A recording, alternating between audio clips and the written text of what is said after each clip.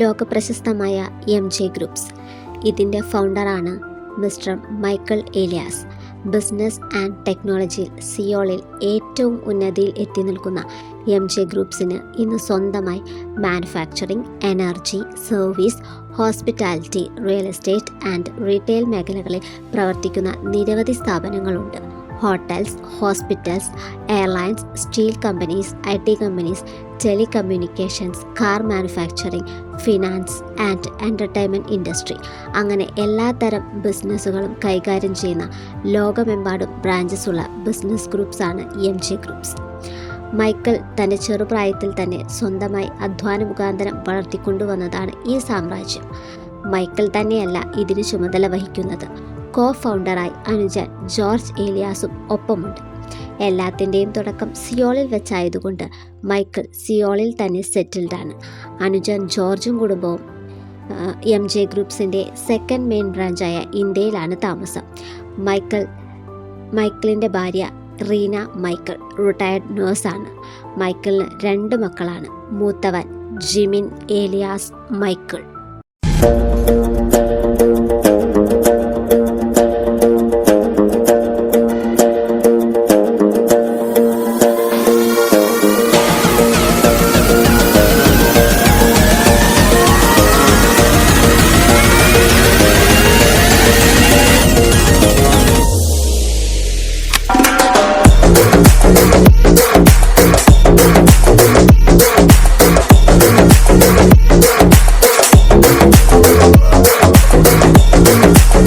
ഇളയവൾ Jamie Reena Michael.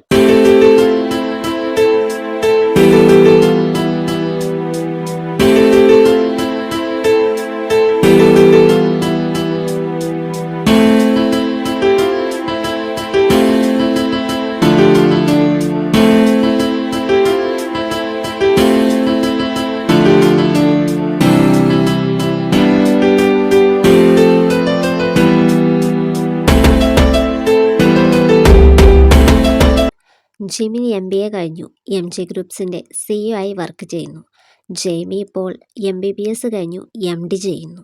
Jimin ആളൊരു strict പേഴ്സണാണ്. കമ്പനിയുടെ ഫുൾ മേൽനോട്ടം വഹിക്കുന്നത് കൊണ്ട് ഒരു വിട്ടുവീഴ്ചയ്ക്കും അവൻ തയ്യാറല്ല.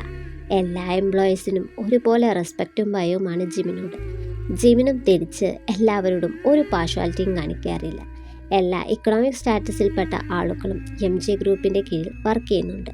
സാധാരണ മനുഷ്യരുടെ കൺകണ്ട ദൈവമാണ് ജിമിൻ. നല്ല സ്കിൽസും എഡ്യൂക്കേഷനും ഉള്ളവർ MJ ഗ്രൂപ്പ്സിൻ്റെ പല കമ്പനീസിലും വർക്ക് ചെയ്യുന്നു. ജിമിൻ്റെ പ്രൊഫഷണലിസം തന്നെയാണ് ഇന്ന് MJ ഗ്രൂപ്പിൻ്റെ ശ്രേയസ് എല്ലായിടത്തും പരന്നു കിടക്കാനുള്ള പ്രധാന കാരണം. മൈക്കിൾ പുലിയായിരുന്നുവെങ്കിൽ ജിമിൻ പുലിക്കുട്ടിയാണ്. എന്നിരുന്നാലും ജിമിൻ വീട്ടിൽ ഒരു പാവമാണ്. മമ്മിയുടെ പൊന്നോമന, പുത്രൻ, ഡാഡിയുടെ അഭിമാനം, അനിയത്തിയുടെ ധൈര്യം. ഒത്തിരി സന്തോഷം നിറഞ്ഞ അവൻ്റെ ജീവിതത്തിലേക്ക് കടന്നു വന്നവളാണ് സിയ സാം. ജിമിൻ കോളേജിൽ പഠിച്ചുകൊണ്ടിരുന്ന ടൈമിൽ അവൻ്റെ ജൂനിയറായി പഠിച്ചതാണ് സിയ. കോളേജിൽ വെച്ച് സിയ ജിമിൻ്റെ പുറകിൽ തന്നെയായിരുന്നു. അവസാനം അവൻ പോലും അറിയാതെ അവന് അവളോടുള്ള ഇഷ്ടം കൂടി വന്നു. തൻ്റെ പഠിത്തം കഴിഞ്ഞപ്പോൾ ജിമിൻ സിയയുടെ കാര്യം വീട്ടിലറിയിച്ചു. സിയയുടെ കുടുംബം സാധാരണ മിഡിൽ ക്ലാസ് ഫാമിലി ആയിരുന്നിട്ടും തൻ്റെ മകൻ്റെ ഇഷ്ടമാണ് എല്ലാത്തിനും വലുതെന്ന് വിശ്വസിച്ച മൈക്കിൾ അവരുടെ വിവാഹം ഗംഭീരമായി നടത്തി. എന്നാൽ പോകെ സിയയുടെ പെരുമാറ്റത്തിൽ മാറ്റങ്ങൾ വരാൻ തുടങ്ങി. വീട്ടിൽ സിയ എന്തിനും കുറ്റങ്ങൾ കണ്ടുപിടിക്കാൻ തുടങ്ങി. എന്നും രാത്രി കമ്പനിയിൽ നിന്നും വരുന്ന ജിമിനോട് അവൾ തൻ്റെ പരാതികൾ പറഞ്ഞു. മമ്മിയുമായി പലപ്പോഴും അവൾ വഴക്കിട്ടു. വീട്ടിൽ വരുന്ന അതിഥികളോടും ജോലിക്കാരോടും അപമര്യാദയായി പെരുമാറി. ജേമിയോട് അവൾ വീട്ടിൽ വരുമ്പോൾ പലതിനെപ്പറ്റി പറഞ്ഞ് വാക്കുതർക്കങ്ങൾ ഉണ്ടാക്കി. അങ്ങനെ സന്തോഷവും സമാധാനവും നിറഞ്ഞിരുന്ന വീട്ടിൽ വഴക്കും ബഹളവും നിറഞ്ഞു നിന്നു. ഇതിനു പുറമെ സിയയുടെ മദ്യവും മയക്കുമരുന്നും ഉപയോഗിക്കാൻ തുടങ്ങി. മോശം വ്യക്തികളുമായി കൂട്ടുകൂടി. ചൂതാട്ടത്തിൽ പങ്കെടുത്തും ജിമിൻ അവൾക്ക് ഗിഫ്റ്റായി കൊടുത്ത വിലപിടിപ്പുള്ള പല സാധനങ്ങളും അവൾ പണത്തിനായി വിറ്റു. ഇതൊക്കെ സംഭവിച്ചിട്ടും ജിമിൻ സിയയോടുള്ള സ്നേഹം കാരണം അവളെ നന്നാക്കാൻ ശ്രമിച്ചുകൊണ്ടേയിരുന്നു. അങ്ങനെയിരിക്കെ ഒരു ദിവസം സിയ വീട്ടിൽ തലകറങ്ങി വീണു. മമ്മി അവളെ കൂട്ടി ഹോസ്പിറ്റലിൽ പോയപ്പോഴാണ് ആ വാർത്ത അറിയുന്നത്. സിയ പ്രഗ്നൻ്റ് ആണ്. റീന സന്തോഷത്തിൽ വിവരം ജിമിനെയും മൈക്കിളിനെയും ജേമിയെയും വിളിച്ചറിയിച്ചു. ഒരുപക്ഷെ കുഞ്ഞിൻ്റെ വരവോടെ സിയയിൽ മാറ്റമുണ്ടാകുമെന്ന് എല്ലാവരും കരുതി. എന്നാൽ അന്നു രാത്രി എല്ലാവരുടെയും മുന്നിൽ വെച്ച് സിയ പറഞ്ഞു, എനിക്ക് ഈ കുഞ്ഞിനെ വേണ്ട, ഞാനിതിനെ അബോർട്ട് ചെയ്യാൻ പോവാണ്. സിയയുടെ വാക്കുകൾ അവിടെ എല്ലാവരെയും ഞെട്ടിച്ചു കളഞ്ഞു. നീ എന്താ വിഡ്ഢിത്തരാണ് പറയുന്നത്? കുഞ്ഞിനെ അബോർട്ട് ചെയ്യാനോ? സിയ, ഇത്രയും നാൾ നീ ചെയ്ത ഓരോ കാര്യങ്ങളും ഞാൻ കണ്ടില്ല എന്ന് നടിച്ചു. അതെനിക്ക് നിന്നോടുള്ള സ്നേഹം കാരണമാണ്. എന്നാ ഇതെനിക്ക് ഉൾക്കൊള്ളാൻ കഴിയില്ല. ഞാൻ ഇതിന് സമ്മതിക്കില്ല. ജിമി വളരെ ദേഷ്യത്തോടെ പറഞ്ഞു. സിയയിൽ നിന്നും ഒരിക്കലും അവൻ ഈ വാക്കുകൾ പ്രതീക്ഷിച്ചില്ല. കുറച്ച് സമയത്തിന് ശേഷം, ശരി, ഞാൻ ഈ കുഞ്ഞിനെ കൊല്ലില്ല. പക്ഷേ എനിക്കൊരു കണ്ടീഷനുണ്ട്. എനിക്ക് ഡൈവോഴ്സ് വേണം. ഡൈവോഴ്സ് എന്ന് പറയുമ്പോൾ നാളെ തന്നെ പേപ്പേഴ്സ് സൈൻ ചെയ്യണം. അതും കൂടാതെ എനിക്ക് 5 കോടി അലുമിനിയായി തരികയും വേണം. നെഞ്ചു പിളർന്നു പോകുന്നത് പോലെ ജിമിന് തോന്നി. താൻ ഇത്രയും സ്നേഹിച്ച ഭാര്യ തന്നോട് ഇത് പറയുന്നത് കേട്ട ജിമിൻ ഒന്നും പറയാനാകാതെ അവിടെ നിശ്ചലമായി നിന്നു. സിയ, നീ എന്താ ഈ പറയുന്നത്? നിനക്ക് എന്താ പറ്റിയേ? അപ്പോ നീ എന്റെ മകനെ സ്നേഹിച്ചതും വിവാഹം കഴിച്ചതും പണത്തിന് വേണ്ടിയായിരുന്നു. നീ എന്റെ മോനെ ചതിക്കുമായിരുന്നു അല്ലേ?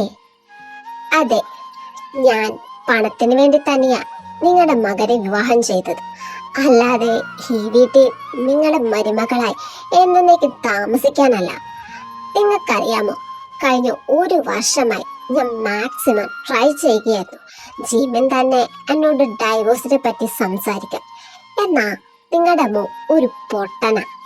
അയാൾക്ക് എന്നോട് മുടിഞ്ഞ പ്രേമമായതുകൊണ്ട് ഒന്നും പറഞ്ഞില്ല. ഈ അക്കാരണം ഞാനിപ്പോ പ്രഗ്നന്റ്.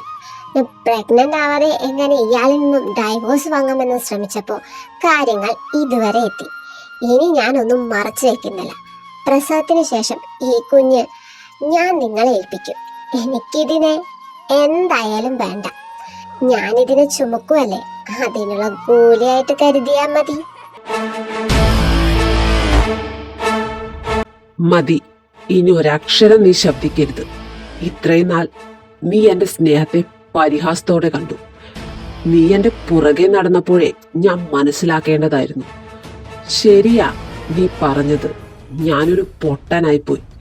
നിന്നെപ്പോലൊരു വഞ്ചകയെ വിശ്വസിച്ച ഞാൻ തന്നെയാണ് പൊട്ടൻ. ഇനി നിന്നെ എൻ്റെ ജീവിതത്തിൽ എനിക്കാവശ്യമില്ല. നാളെ രാവിലെ തന്നെ ഡൈവോഴ്സ് പേപ്പറിൽ ഞാൻ സൈൻ ചെയ്തു തരാം. അതിനുശേഷം ഒരു നിമിഷം പോലും ഈ വീട്ടിൽ നീ നിൽക്കരുത്. നിന്റെ സാധനങ്ങൾ പാക്ക് ചെയ്ത് ഗസ്റ്റ് ഹൗസിൽ നീ താമസം മാറണം. നിന്റെ വയറ്റിൽ നിന്ന് എൻ്റെ കുഞ്ഞ് പുറത്തു വരുന്നത് വരെ നിനക്ക് അവിടെ താമസിക്കാം.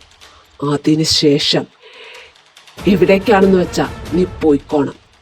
എനിക്കിനി നിന്റെ മുഖം കാണണ്ട. അപ്പൊ എന്റെ 5 കോടി? നാളെ ഡൈവോഴ്സിന്റെ പ്രൊസീജിയേഴ്സ് തുടങ്ങും. പിന്നെ 9 മാസം കഴിഞ്ഞ് കുഞ്ഞ് ഡെലിവറി കഴിഞ്ഞതിന്റെ പിറ്റേ ദിവസം നിന്റെ അക്കൗണ്ടിൽ 5 കോടി രൂപ എത്തിയിരിക്കും. അന്ന് തന്നെ വിധിയും വരും. പിന്നെ നീ ഈ രാജ്യത്ത് നിന്ന് എവിടേക്കാണെന്ന് വെച്ചാൽ പോയിക്കോണം. തിരിച്ച് ഒരിക്കലും എൻ്റെ ജീവിതത്തിലേക്ക് വരരുത്. പക്ഷേ അതുവരെ എൻ്റെ കുഞ്ഞിന് ദോഷം വരുന്ന ഒരു പ്രവൃത്തിയും നീ ചെയ്യരുത്. നിന്നെ ഒബ്സർവ് ചെയ്യാൻ 24/7 എൻ്റെ ആൾക്കാരുണ്ടാവും. ഇതും പറഞ്ഞ് ജിമിൻ തൻ്റെ റൂമിലേക്ക് പോയി. അങ്ങനെ 9 മാസം കടന്നുപോയി. ജിമിൻ പറഞ്ഞതുപോലെ തന്നെ സിയ ഗസ്റ്റ് ഹൗസിൽ താമസമാക്കി. പണത്തോടുള്ള ആർത്തി കാരണം അവൾ ലഹരി പദാർത്ഥങ്ങൾ ഉപയോഗിക്കുന്നത് നിർത്തി. ആരോഗ്യം സംരക്ഷിച്ചു. അവൾക്ക് വേണ്ട പരിചരണവും കരുതലുമായി ഹോം നഴ്സും ബാക്കി ജോലിക്കാരും ചെയ്തു കൊടുത്തു. അങ്ങനെ ഹോസ്പിറ്റലിൽ അവൾ അഡ്മിറ്റായി. ഡെലിവറി ടൈമിൽ ജിമിനും മൈക്കിളും റീനയും ജേമിയും അവിടെ ഉണ്ടായിരുന്നു. കുറച്ചു മണിക്കൂറുകൾക്ക് ശേഷം ലേബർ റൂമിൻ്റെ അകത്ത് നിന്ന് ഒരു നഴ്സ് വെള്ളത്തുണിയിൽ പൊതിഞ്ഞ ഒരു കുഞ്ഞുമായി പുറത്തു വന്നു. കൺഗ്രാറ്റുലേഷൻസ് മിസ്റ്റർ ജിമിൻ, ആൺകുഞ്ഞാണ്. അത്രയും നേരം ഒന്നും മിണ്ടാതെ അവിടെ നിന്ന് ജിമിൻ പതുക്കെ നഴ്സിൻ്റെ അടുത്തെത്തി കുഞ്ഞിനെ കയ്യിലെടുത്തു. അത്രയും നേരം ശ്വാസം പിടിച്ചിരുന്ന കുടുംബാംഗങ്ങൾ ആശ്വാസത്തോടെ കുഞ്ഞിനെ കാണാൻ ജിമിൻ്റെ അടുത്തേക്ക് നീങ്ങി. എല്ലാവരും കുഞ്ഞിൻ്റെ മുഖത്തേക്ക് നോക്ക്. കുഞ്ഞിൻ്റെ ഓമനത്തം തുളുമ്പുന്ന മുഖം കണ്ടപ്പോൾ അവരുടെ കണ്ണുകളിൽ സന്തോഷത്തിൻ്റെ കണ്ണീർ തുളുമ്പി. തൻ്റെ കുഞ്ഞിനെ നെഞ്ചോട് ചേർത്ത് ഒരു നിമിഷം ജിമിൻ നിന്നുപോയി. അറിയാതെ അവൻ്റെ കണ്ണിൽ നിന്നും ഒരു തുള്ളി കണ്ണുനീർ അവൻ്റെ കവിളിലൊഴുകി. സങ്കടം കൊണ്ട് നിറഞ്ഞിരുന്ന അവൻ്റെ ജീവിതത്തിൽ സന്തോഷം പകരാൻ ദൈവമയച്ച ഒരു മാലാഖയാണ് തൻ്റെ മകനെന്ന് ജിമിന് തോന്നി. കാത്തിരിപ്പിൻ്റെ അവസാനം ദൈവം അവന് കൊടുത്ത നിധി അവൻ്റെ ജെറി.